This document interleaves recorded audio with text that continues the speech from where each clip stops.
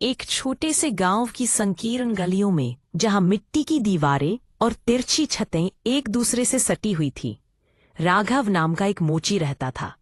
उसके पास धन का अभाव था, लेकिन उसके दिल में बड़े सपने और उम्मीदें बसती थी। हर शाम जब सूरज ढलने लगता, राघव अपनी झोपड़ी के बाहर एक छोटा सा दीपक जलाता। वह दीपक केवल एक साधारण ज्योति नहीं था, यह उसकी आत्मा का प्रतीक था, एक अनमोल किरण जो अंधकार में भी प्रकाश फैलाता था। उसकी छोटी सी बेटी सिया, जो नन्ही आंखों में जिज्ञासा लिए अपने पिता के पास बैठी रहती, एक दिन उत्सुकता से पूछ बैठी, पापा, जब हमारे घर में अंधेरा है तो आप बाहर दीपक क्यों जलाते हो? राघव ने मुस्कुराते हुए उत्तर दिया, बेटा, ताकि कोई राह भटकने वाला देख सके कि यहाँ इंसानियत अब भी जल रही है।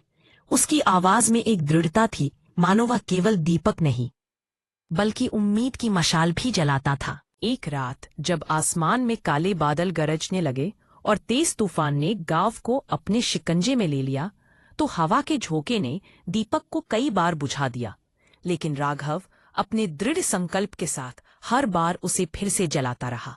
सिया डर से कांपते हुए बोली, पापा, छोड़ दो, इतना तूफान है, कौन आएगा इस रोशनी में?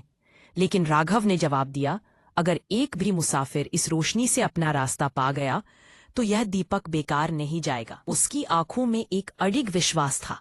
कुछ समय बाद अचानक दरवाजे पर दस्तक हुई। दरवाजे खोलते ही राघव ने देखा कि ठाकुर साहब भीगे हुए और डर से कांपते हुए खड़े थे।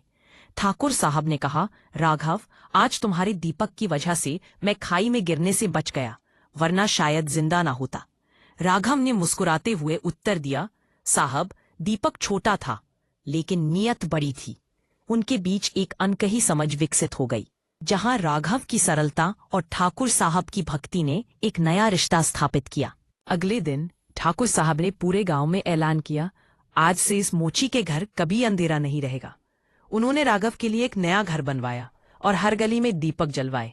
सिया की आंखों में खुशी के आंसू थे जब उसने कहा, पापा, आपका एक दीपक अब पूरे गांव को रोशन कर रहा है।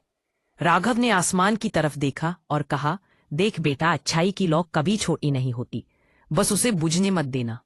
उस छोटे से गांव में राघव का दीपक केवल एक रोशनी नहीं, बल्कि एक प्रेरणा बन गया, जो हर दिल में उम्मीद की किरण जगाता रहा।